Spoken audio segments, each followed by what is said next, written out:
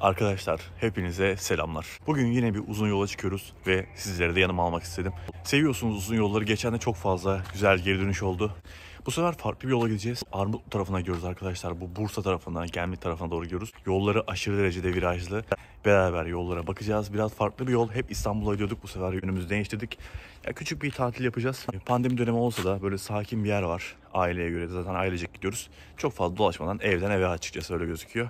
O hani kaplıca yerleri var. O tarz bir yere gideceğiz. Yolculuğumuz başlıyor. Virajlarla dolu bir yol. Öncelikle İznik virajları sonrasında o bir burun var navigasyonda. Şimdi bak burada onu gösteriyorum.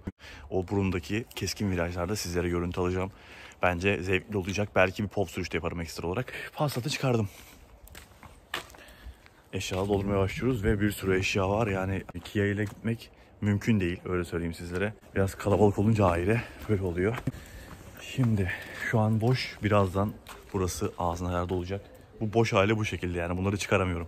Bunlarsız yolculuk yapamıyorum. Şimdi arabayı doldurmaya başlayayım. Ben yola çıkarken sizlere görüntü açarım. Ama sizlerden kanala abone olmanızı istiyorum. Kanala abone olup videoyu beğenirseniz sevinirim. 100.000'e doğru ilerliyoruz. İnşallah yakında 100.000 olacağız. Ben artık 100.000'iz diye düşünüyorum. Açıkçası o psikolojiye girdim. Sadece plaketimiz eksik. Hepinize teşekkür ediyorum. Hadi gelin başlayalım. Aslında bir yağmur dedik ufaktan ama şöyle tertemiz duruyoruz. Bakalım araba ne kadar oturacak. Alpi sen de gel. Gelmem ben. Ben koronadan gelmem. Aradan 10 dakika geçmedi ve durum bu arkadaşlar. Şöyle ta arkalara kadar dolu. İşte Passat'ın bagajı da yılda bir kere, iki kere kullanılsa da ihtiyaç oluyor. Küçük arabanın bagajları bizi çok zorluyor açıkçası. Sizler de aynı durumda yaşıyorsunuzdur büyük ihtimalle. Bir gün bu aralar beni ısıracak ama.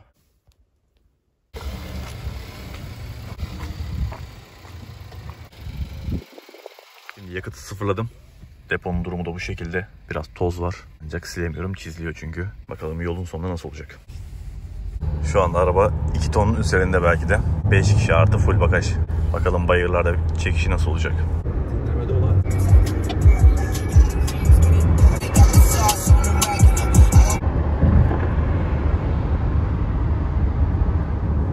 Şimdi ilk aşamaya geçtik. Pamukova'yı tamamladık. Gene bu yollardaki çizgiler bayağı bir gürültü yapıyor. Bunlar bir de yoldan çıkarıyor arabayı ya, gezdiriyor. Birazdan Mekeci sonrasında İznik bayına çıkacağız. Arkadaşlar şunu artık biliyorsunuzdur diye düşünüyorum. Şöyle çıkarıyorsunuz. Yan tarafa alıyorsunuz şöyle. Bu yandan gelen güneşi kesiyor. Şu an beni yakıyor yan taraf. Böyle engelleyebiliyorum. Şu anda Eskişehir-Antalya yolu üzerindeyiz. Mekeci'ye geldik. Mekeci'de ışıklar oluyor. Ve yine ışıklara takıldım galiba. Bilecik'e giderken çok takılıyordum buraya. Burası da böyle Mekeci. Küçük bir mahalle diyelim. Eskiden köy diye geçerdi. Şimdi artık buradan döneceğiz. İznik, Bursa, Yalova istikametine doğru yola çıkacağız. Hadi bakalım bayır başlıyor. Şu an çok daha iyi bir görüntü oldu. Bayır buradan başlıyor. Bir 15 kilometre civarında var. %8 eğim varmış. Biraz devirli çıkacağız tabii ki. Bu arada biri uçmuş aşağıya. Bu bayırda tırlar çok fazla zorlanıyor ve ciddi bir rampa. Tozantı 1, burası 2. Adanalılar bilir. Çok fazla zorlamıyorum. Yoksa buraya 100 de çıkabiliriz. Ancak arabayı yormaya gerek yok. Hem de yakıtı arttırır böyle yaptığımızda. Şu anda burada durumlar nasıl bakalım. Şöyle 6.2 ile geliyoruz. 30 kilometre olmuş. Benzinli arabada yüksek devirde kullanacaksınız. Zaten şu an DSG olsaydı daha da yüksek tutardı. Hatta 4000 devirler tutardı. Biraz virajlar keskin. Araba dolu olunca çok kasamıyorum. İnsanlar sağa sola yuvarlanıyor.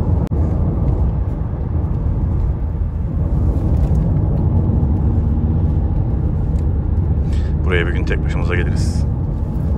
Burada aslında şerit bizim, ancak tabii ki karşı taraftan hata yapanlar olabilir. Tehlikeli. Arkadaşlar burası full dolu olan bir yerde. Kurumuş değil mi? Baksana. Yol kaymak gibi.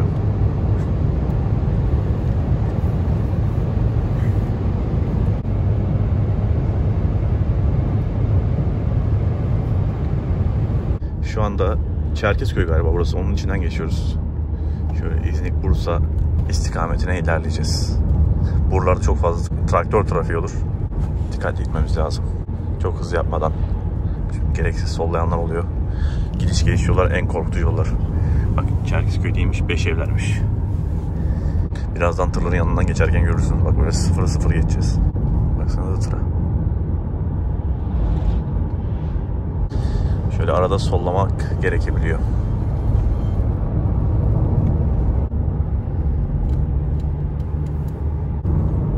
Şu virajlara baksanıza ya. Bu ara bir ara buraya tek başımıza gelelim de. Şimdi viraj kasalım.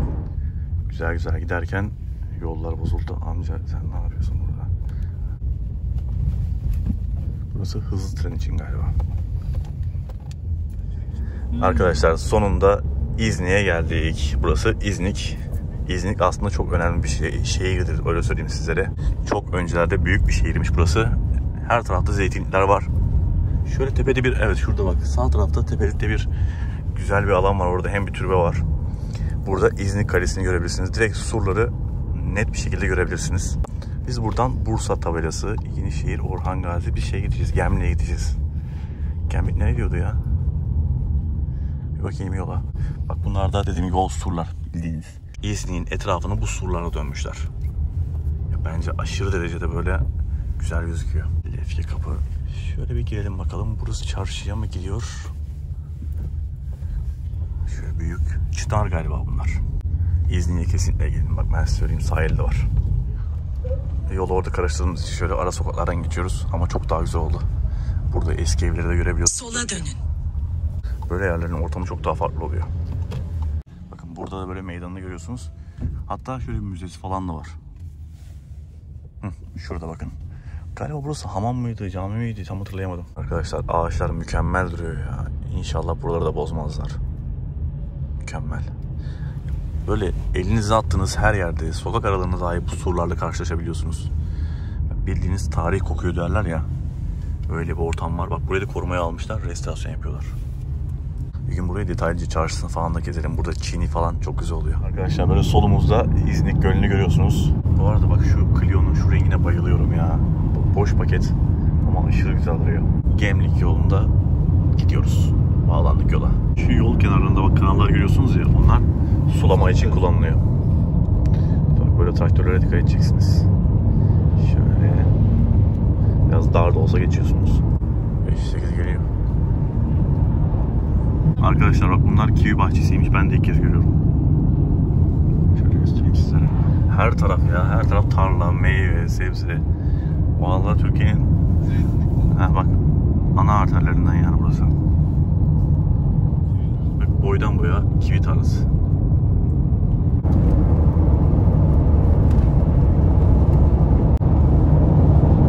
Arkadaşlar şöyle bir 5 kilometrede de dümdüz gidiyoruz. Hiç viraj yok, hiçbir şey yok. Böyle 120-120 gidiyorum. Önümde de araba çıkmadı hiç. Aslında belki Bursa'ya da gidilebilir dönüşte. Yol çok bozuk değil, gayet güzel. Sadece stabilize böyle bir uğultu var arabanın içinde. Şuraya yana geçelim bakalım. Biz Orhan Gazi, sonrasında Gemlik, sonrasında Armut tarafına gideceğiz. Bakın buradan da o hani pahalı otoban var ya o. Şimdi Orhan Gazi merkeze geldik. Buradan biz Gemlik tarafına döneceğiz değil mi? Evet, Gemlik tarafına. Gemlik. Hadi bakayım, bizi kırmızıya bırakmayın. Arkadaşlar polis kesti yolu. Yeşil Yansal'a gidemiyoruz. Bilmiyorum sebebini. Kaza mı oldu? Bilmiyorum. Herkes iniyor ama.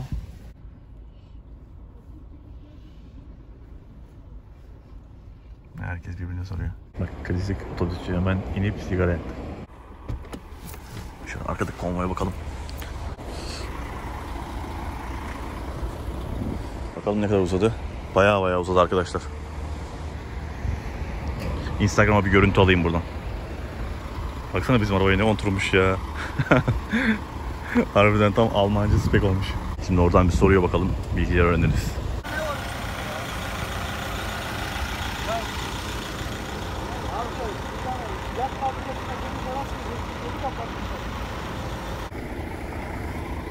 Bir şey demiyorlar mı abi? Kaza yok yani. Bu olduk yere kesmişler öyle. Evet.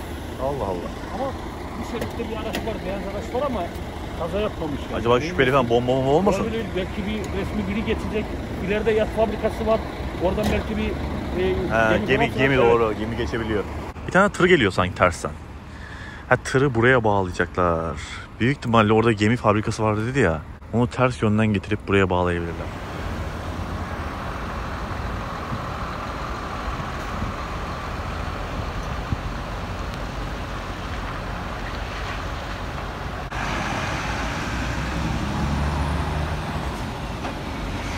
Çok büyük bir malzeme var bunda.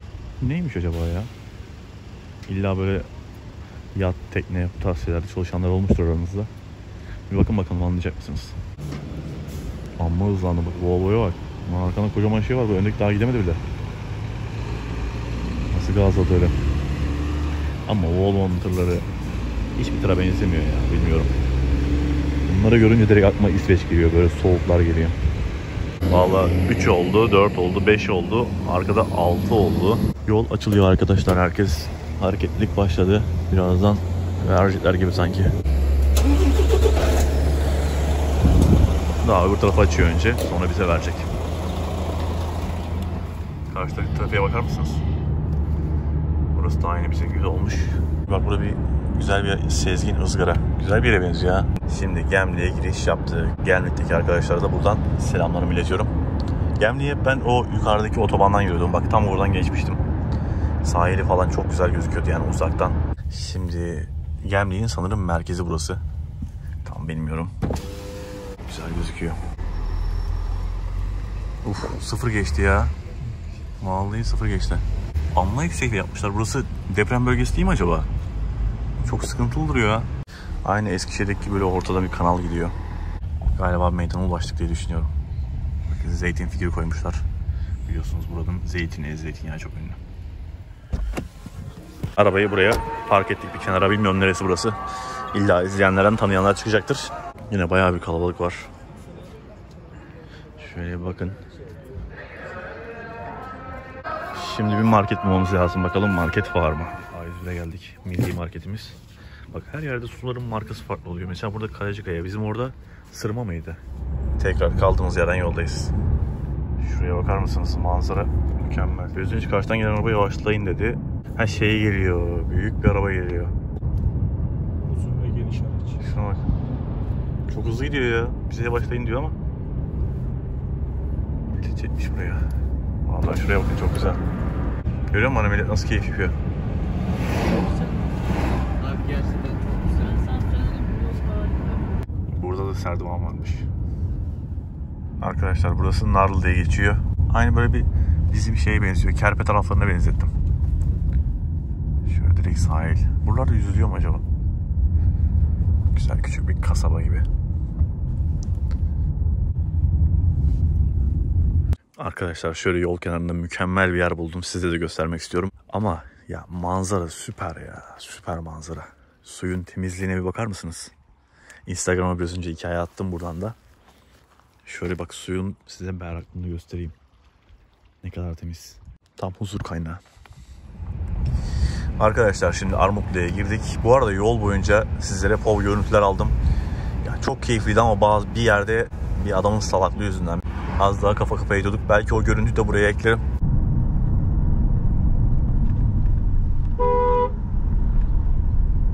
Uzun halinde bu global kanala dediğim yere koyacağım. Yani sadece sürüşün olduğu bölüme koyacağım. Bol sürüş bölümlerini de sizlere ekleyeyim, böyle keyifli bir şekilde bakın.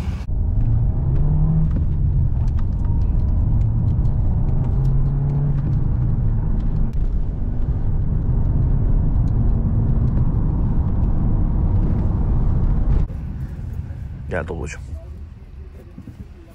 Gel gel. İyice yaklaştık. Burası Armutlu Belediyesi diyor.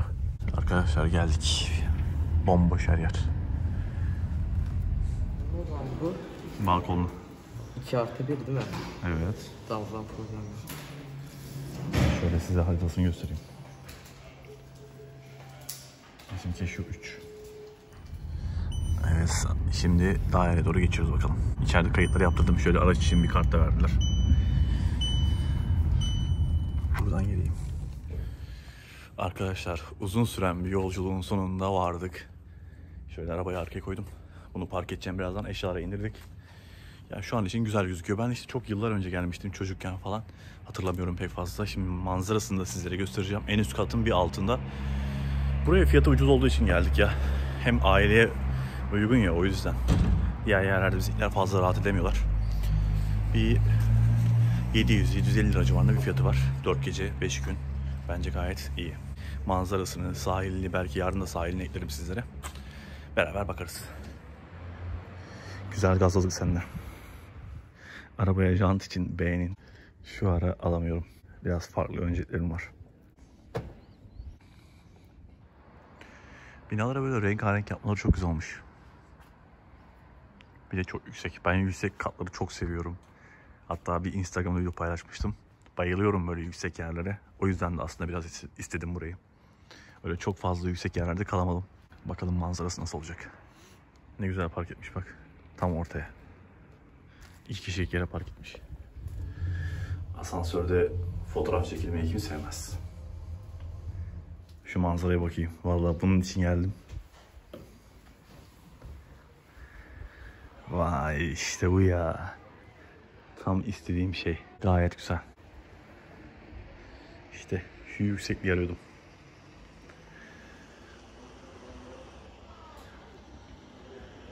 Yarın gidip şu sahilde biraz dolaşırız bakayım. Şimdi videoyu burada kapatıyorum. Artık görüşürüz. Kendinize dikkat edin. Seviyorum hepinizi. Kanala abone olmayı, videoyu beğenmeyi unutmayın. Böyle vloglar gelsin mi? Bu tarz günlük vloglar, gezme, tatil, bu tarz şeyler de gelsin mi istiyorsanız yorumlara yazabilirsiniz. Ben bunları çekmekten keyif alıyorum.